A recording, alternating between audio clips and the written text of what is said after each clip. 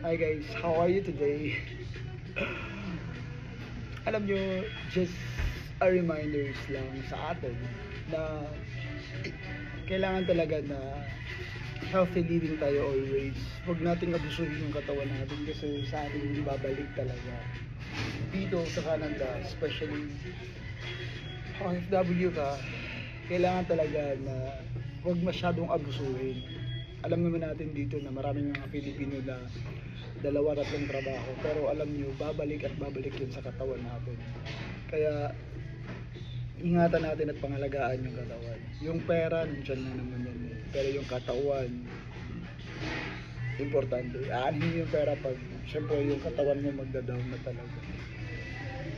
Kaya payo ko sa lahat,